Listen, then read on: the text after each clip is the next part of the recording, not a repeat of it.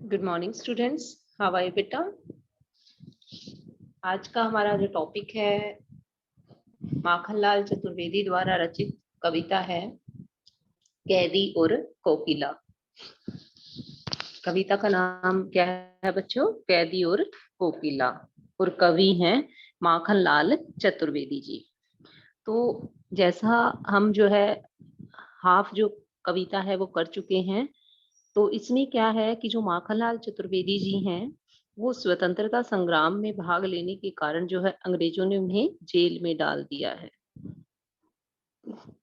तो वह जो है माखनलाल चतुर्वेदी जी अपनी पीड़ा जो है कोयल के माध्यम से, कोयल को जो है साक्षी मानकर या कोयल को अपनी पीड़ा सुनाते हैं कि किस प्रकार जो है मैं यहाँ जेल में बंद हूँ और मुझे किस किस प्रकार की कठिनाइयों का सामना करना पड़ता है। क्या देख नहीं सकती जंजीरों का गहना? तो क्या कहता है,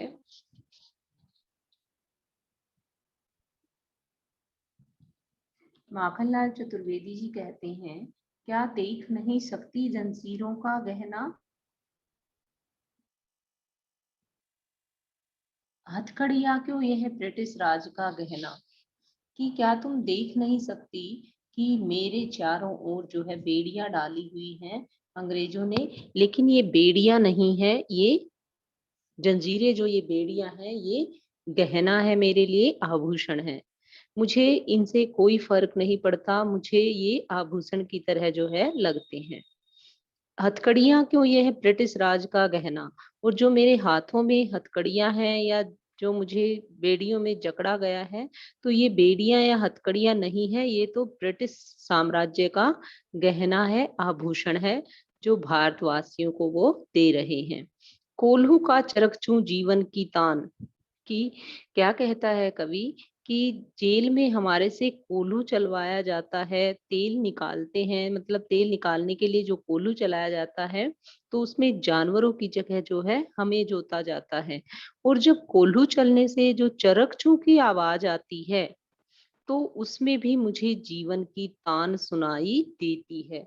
मुझे उस समय शारीरिक कष्ट नहीं होता जब पशुओं की तरह मुझसे काम लिया जाता है, लेकिन उस समय भी मुझे जो है, उस समय किसको, कवि को, उस कोल्हू की चरकचू में भी जीवन की तान सुनाई देती है।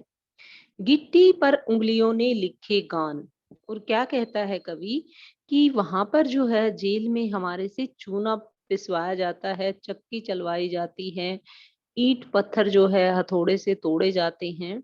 तो इससे क्या है कि जब ईंट पत्थर हम हथौड़े से तोड़ते हैं तो हमारी हाथों में जो है, हमारी जो उंगलियां हैं वो ईंट पत्थर तोड़ने के कारण काफी सख्त हो जाती हैं, वहां एक निशान सा बन जाता है। तो वो निशान क्या है, वह निशान होता है बेटा, उसको कवि कहता है गिट्टी। कि जो हमारी ईंट और पत्थर तोड़ने से हमारी उंगलियों पर जो निशान पड़ जाते हैं, तो उन निशानों से भी जो है मुझे कोई कष्ट नहीं होता। वो भी मुझे एक गाने की तरह दिखाई देते हैं, जैसे वे चोट वे घाव भी मुझे गीत के रूप में दिखाई देते हैं, जैसे गीत लिखे गए हों उंगलियों पर। हूँ मोट खींचता लगा पेट पर जुआ। तो कहता है जेल में मुझे, हमारे जो है छाती से, हमारे पेट से फीता लगाकर हमारे से चूना पिसवाया जाता है और खाली करता हूँ ब्रिटिश अकड़ का कुआं। लेकिन इतने सारे कष्ट देने के बावजूद भी मैं उफ तक नहीं करता, और ब्रिटिश लोगों की, अंग्रेज लोगों की जो अकड़ है वो टूट जाती है कि इतना कष्ट देने के बाद भी भारतवासी जो है उफ तक नहीं करते। मैं बिल्कुल इतने कष्ट देने से परेशान नहीं होता हूँ, बल्कि मुझे संतोष मिलता है कि मैं ब्रिटिश अकड़ का कुआं खाली कर रहा हूँ। दिन में करुणा क्यों जगे रुलाने वाली। कि दिन के समय काम करते हुए मुझे दुख देने वाली और आंखों में आंसू लाने वाली करुणा का भाव क्यों जगे। कि दिन के समय क्यों? क्योंकि अंग्रेज देख लेंगे। तो दिन के समय मेरे अंदर करुणा का भाव नहीं जगना चाहिए। मैं नहीं चाहता कि अंग्रेजी लोग जो है मेरी पीड़ा को देखें। तो कोयल, हे सखी, हे मेरी सखी कोयल, इसलिए रात में गजब ढा रही आली। तो इसलिए क्या तुम रात में जो है गजब ढा रही हो? रात में मैं तुम्हें अपनी पीड़ाएं सुनाऊं, इसलिए तुम रात को कूक रही हो? क्योंकि दिन के समय तो यहाँ पहरेदार रहते हैं, और अगर मैं उन अपनी पीड़ा उनके सामने सुनाऊंगा तो वो उन और अकड़ जाएंगे। ठीक है?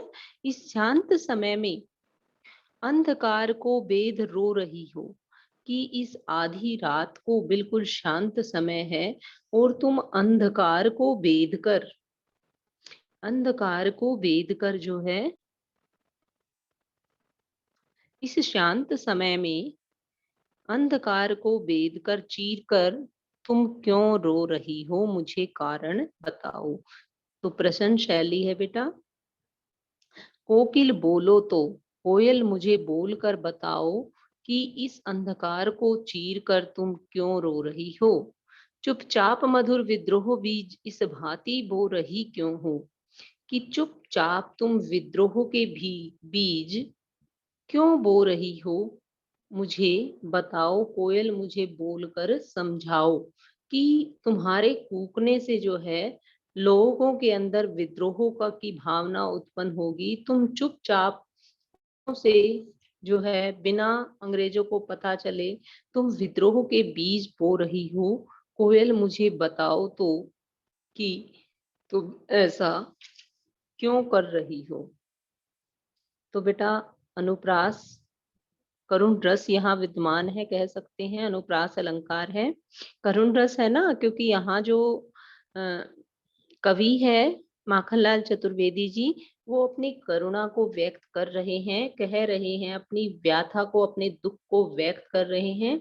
इसलिए जो है इस जो है पैसेज में कौन सा रस विद्यमान है? करुण रस विद्यमान है। और सामान्य बोलचाल के शब्द हैं बेटा, खड़ी बोली का प्रयोग है।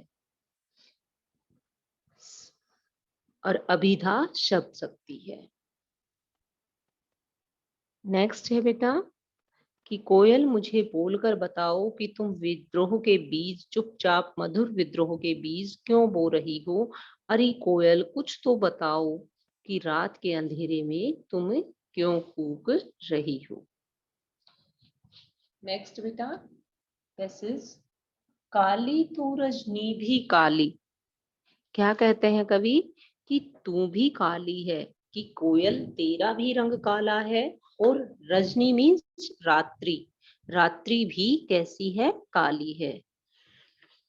क्योंकि जैसे हमने पीछे पढ़ा था कि चंद्रमा भी चला गया है, हिमकर निराश कर चला रात भी काली।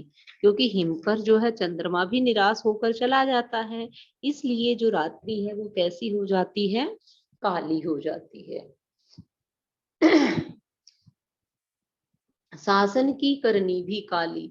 और जो ब्रिटिश शासन की करतूतें हैं, कारनामे हैं, वे भी कैसे हैं? काले हैं। काली लहर कल्पना काली, कि जो लोगों के अंदर जो अब अंग्रेजी शासन की जो लहर है फैली हुई है, जो अंग्रेजी साम्राज्य के बारे में लोगों की सोच है, वो भी कैसी है? काली है।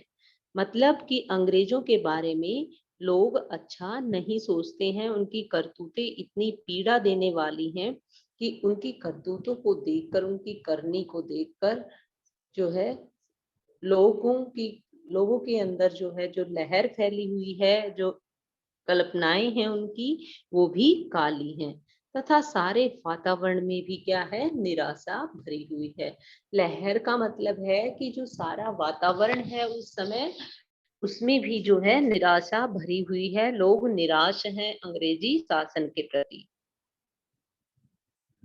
अंग्रेजी शासन के प्रति लोगों की निराशा है लोगों के अंदर। मेरी काल कोठरी काली टोपी काली कमली काली। और क्या कहता है कवि? कि मेरी यह काल कोठरी, जिस जेल में मैं बंद हूं, यह मेरी जेल भी कैसी है? कोठरी भी काली है। और मेरी टोपी भी, जो मुझे कैदियों को टोपी पहनाई गई है, वो भी काले रंग की है। और जो हमें ओढ़ने के लिए कंबल दिया जाता है जेल में, वो भी काले रंग का है। मेरी लोह श्रृंखला काली, और जिन लोहे की बेड़ियों में मुझे जकड़ा गया है, वो लोहे की जो बेड़ियां हैं वो भी कैसी हैं? काली हैं। पहरे की हुंकृति की वाली तिस पर है गाली ए आली। आली क्या होती है बेटा? सखी। और ब्याली क्या होती है? सर्पिणी। ब्याली क्या होती है? सर्पिणी होती है। तो क्या कहता है कवि यहाँ पर कि जो कारागार के, जो जेल के जो पहरेदार हैं, सर्पनी जैसी हुंकार भरते रहते हैं। जैसे सर्पिणी फुंकार मारती है, वैसे ही जो कारागार के जो पहरेदार हैं, जेल के जो पहरेदार हैं, वो भी सर्पिणी की तरह जो है हुंकार भरते हैं। हे कोयल रूपी मेरी सखी, मुझे ये बताओ कि वे पहरेदार इस पर भी हमें गालियां देते हैं, हमें कड़वा बोलते हैं, भद्दा बोलते हैं, कि हमारे साथ इतना गंदा व्यवहार करने के बाद भी वे हमें गालियां देते हैं, हमारे साथ बहुत बुरा व्यवहार करते हैं। पहरे की हुंकृति की ब्याली। पहरे मीन्स पहरेदार। हुंकृति क्या होती है? उनकी हुंकार। और कह सकते हैं कि जब वो हुंकार भरते हैं तो वह सर्पिणी की तरह जो है हुंकार भरते हैं। जैसे सर्पिणी जो है अपने फन को उठाकर हुंकार भरती है, वैसे ही पहरेदार भी हुंकार भरते हैं, और इतना कष्ट देने के बाद भी हे सखी वो हमें गालियां देते हैं। इसके बावजूद भी, इस पर भी अभी हमें गालियां देती हैं। इस काले संकट सागर पर मरने की मदमाती कोयल बोलो तुम।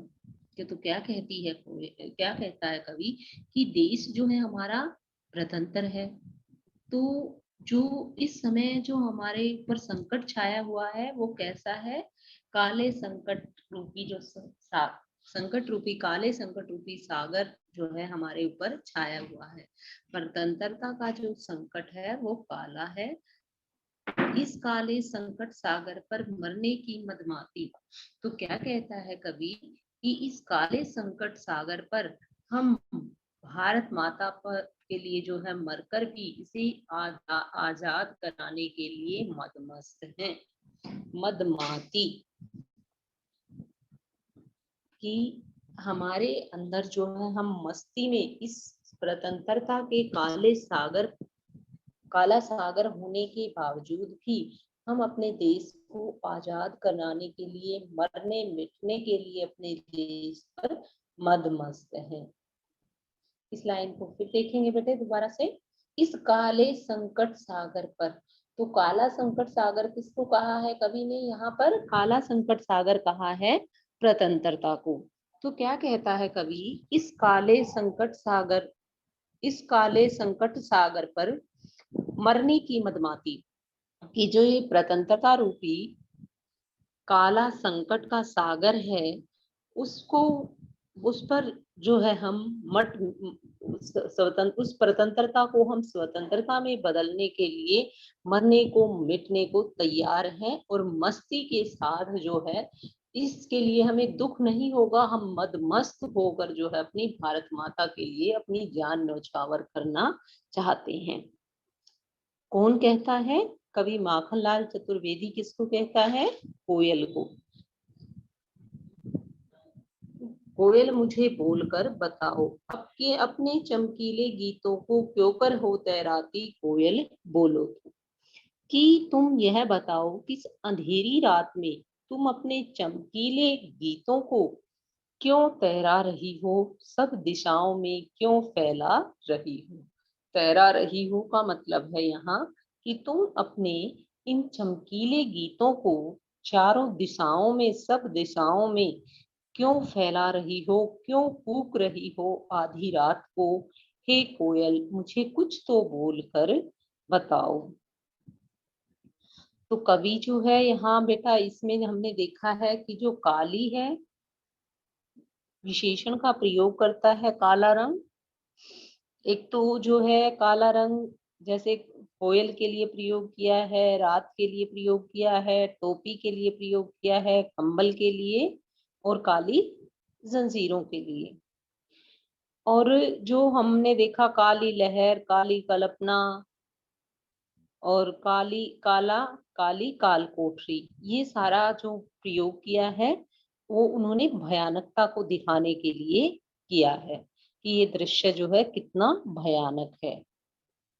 और जो शासन की करनी काली, संकट सागर, तो ये जो है उन्होंने क्रूरता दिखाई है, अंग्रेजों का अन्याय दिखाया है कि किस प्रकार अंग्रेज जो है अन्याय करते हैं भारतवासियों के साथ। प्रसाद गुण है बेटा, रस कौन सा है? करुण रस है। अभिधा शब्द शक्ति है और हम कह सकते हैं कि तत्सम तद्भव शब्दों का प्रयोग है। जैसे भूकृति है, श्रृंखला है, ये क्या है शब्द? हमारे तत्सम शब्द हैं। तो तत्सम शब्द में जो है और तद्भव जो हमारे विषमता है, हमारा तत्सम शब्द है। रणभेरी तत्सम शब्द है। तो इस प्रकार जो है खड़ी बोली का प्रयोग है और तत्सम तद्भव शब्दों का सराहनीय प्रयोग है।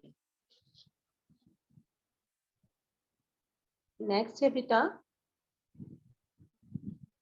तुझे मिली हरियाली डाली, मुझे नसीब कोठरी काली। क्या कहती है लेखक कवि माखनलाल चतुर्वेदी जी? कोयल को कहते हैं कि तू तो हरी भरी हरियाली डाली पर बैठी है और आराम से जो है कूक रही है, मीठे गीत गा रही है। मुझे नसीब का कोठरी काली, लेकिन मेरे नसीब में तो, मेरे भाग्य में तो, नसीब मीन्स भाग्य, कि मेरे भाग्य में तो यह काल कोठरी लिखी है। मैं तो इस काल कोठरी में पड़ा हूँ। तेरा नभ भर में संचार, क्या कहता है कोयल को कि तेरा तो पूरे आकाश में तो विचरण करती फिरती है। संचार मीन्स विचरण, कि तू पूरे आकाश में विचरण करती फिरती है। नभ क्या होता है? आकाश। भर मीन्स पूरे में। संचार उड़ती फिरती है। मेरा 10 फुट का संसार, कि तू तो पूरे संसार में विचरण करती है, पूरे आकाश में विचरण करती है, लेकिन मेरी जो यह काल कोठरी है यह तो 10 फुट की है और यही मेरा संसार है। यही अब मेरा भरा पूरा संसार है। मैं इससे बाहर नहीं निकल सकता। तेरे गीत का वहावे वहां रोना भी है मुझे गुनाह। तो क्या कहते हैं कवि कि तेरे गीतों की तो लोग वाहवाही करते हैं, कि तू जब गाती है तो लोग तेरी मीठी बोली की वाहवाही करते हैं, लोग तुझे सुनना पसंद करते हैं। लेकिन हम अब तो अपने दुखों के कारण भी, अपने दुखों को भी जो है यदि हमें परेशान किया जाता है, यदि हमें पीड़ा दी जाती है, तो हम तो रो भी नहीं सकते। क्यों नहीं रो सकते?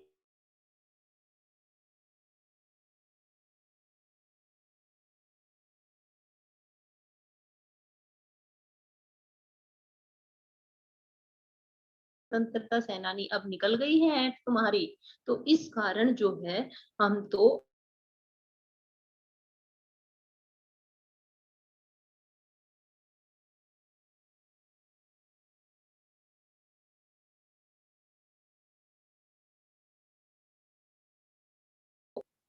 कौन नहीं कर। तो वो क्या कहता है कि जब तू बोलती है तो लोग तेरे गीतों की वाहवाही करते हैं, लेकिन हम तो अपनी पीड़ा भी किसी के सामने व्यक्त नहीं कर सकते। जब हमें कोई पीड़ा देता है तो हम तो रो भी नहीं सकते, उफ तक भी नहीं कर सकते। रोना भी है मुझे गुनाह, और अगर हम रोएंगे तो उसे अपराध माना जाएगा, गुनाह माना जाएगा। गुनाह अपराध, यदि हम रोएंगे तो हमारे रोने को भी अपराध माना जाता है। देख विषमता तेरी मेरी बजा रही तिस पर रणभेरी, कि देख तेरे अंदर और मेरे अंदर कितनी विषमता है। क्या कहता है कवि कि तेरे रहन सहन में, तेरे बोलने में और तेरी परिस्थितियों में और मेरी परिस्थितियों में कितनी विषमता है।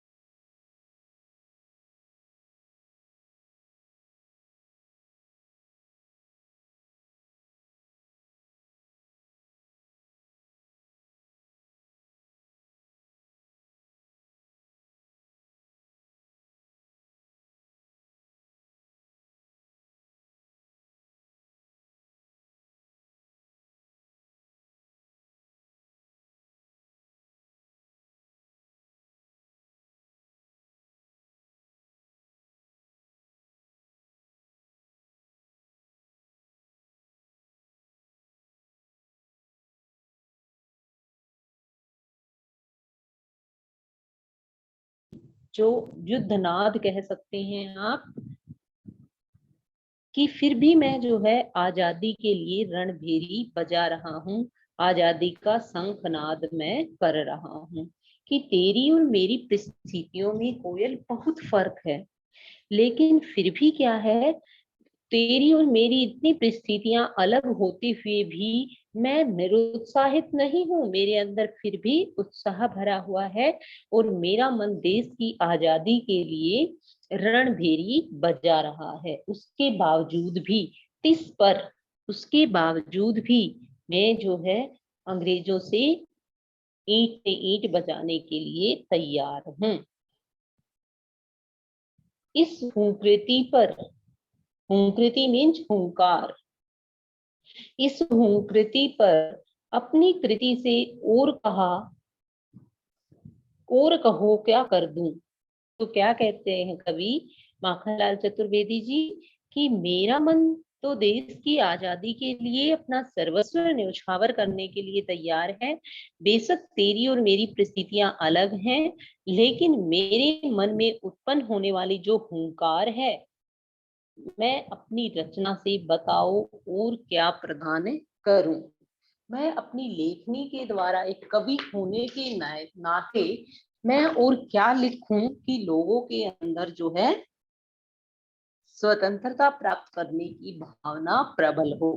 तो कोयल मुझे बोलकर बताओ कि मैं और क्या लिखूं कि लोगों के अंदर स्वतंत्रता की भावना प्रबल हो, लोगों के अंदर ऐसी हुंकार भर दूं अपनी लेखनी के द्वारा, और क्या प्रदान करूं। हरी कोयल मुझे बताओ, मोहन के व्रत पर प्राणों का आसव किसमें भर दूं। कोयल बोलो तो। मोहन का अर्थ है यहाँ मनमोहन, मोहनदास करमचंद गांधी, अर्थात महात्मा गांधी।